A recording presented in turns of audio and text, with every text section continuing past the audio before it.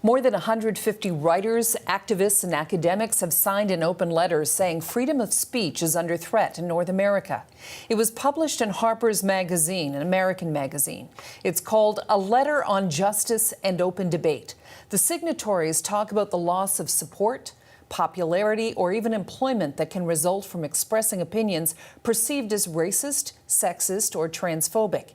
It acknowledges and applauds the protests for greater equality and inclusion in society, but it also says the exchange of ideas and information is becoming more restricted.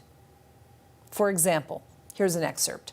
This needed reckoning has also intensified a new set of moral attitudes and political commitments that tend to weaken our norms of open debate and toleration of differences in favor of ideological conformity. As we applaud the first development, we also raise our voices against the second. Let's talk to one of the people who put their names on that letter. Steven Pinker is a Canadian psychologist, linguist, and author. He's a professor at Harvard University, and he joins me now from Truro, Massachusetts. Steven, welcome to you. Thank you. Good evening. Why did you feel it was important to put your name on this letter? There is a regime of intimidation against differences of opinion, so that the letter is not about us. It's really about the people who have been cowed into not expressing opinions out of a legitimate fear that they will be fired or shamed. The result being that there are many answers to questions we may never know if we can't even discuss the possible hypotheses. How do you know that there are people who feel that they can't express themselves? There are, they have written to me and they said, this is what I think, but there's no way I'm ever going to say it. And there are notorious cases of people who have been fired, who've had fellowships supporting them withdrawn after a mobbing by academic signatories demanding that the fellowship be rescinded. There are cases of people being fired after expressing an unpopular opinion. So the abuses are real.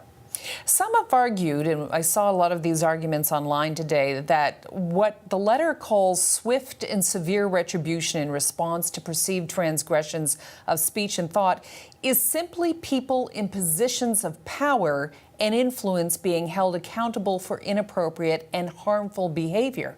What do you say to that?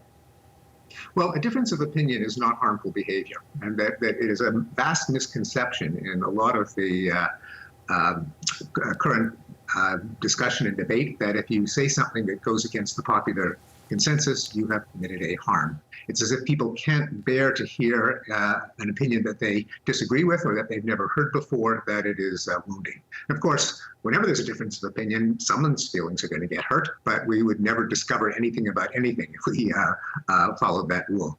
And again, the letter was not about the signatories. The signatories used their prominence in order to call attention to what's happening to the less powerful, the people who have been fired and silenced for expressing unorthodox opinions. What's been the reaction to you for having signed it? I've gotten mostly letters of support, letters from people who've said, thank goodness not all academics or journalists have lost their mind, that there is still a current of sanity. So for me, the response has been almost entirely positive, though I'm aware of some of the controversy on Twitter, though Twitter, of course, is not a random sample of literate humanity. How have academics and journalists lost their mind?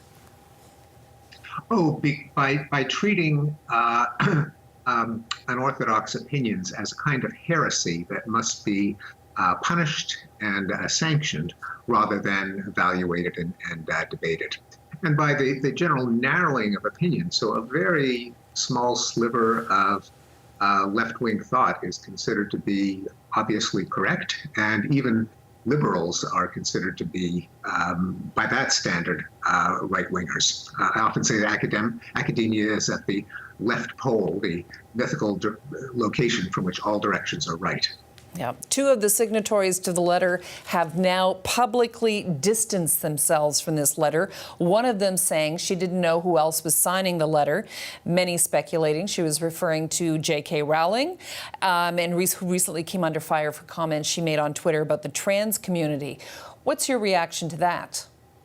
We're kind of missing the point that if you're in favor of free speech, that means speech among those that you disagree with. Everyone's in favor of free speech for themselves and for people they agree with. But if you're uncomfortable defending free speech because you disagree with other people who are defending free speech, you really don't get free speech. Well, we asked a lot of people to come on and talk about this tonight, and they seem to be very busy, unusually. But one of the main arguments we're seeing around, the defense of free speech, people are saying free speech does not mean free from consequences, that people are allowed their opinion but must accept the consequences of expressing it. Well, if the consequences are that people can criticize, disagree, then absolutely.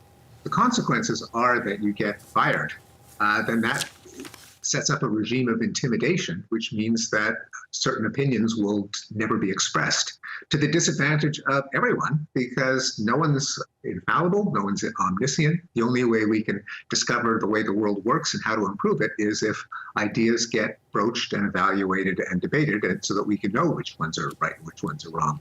Haven't nefarious groups in the past and individuals used the argument of free speech to spread hate?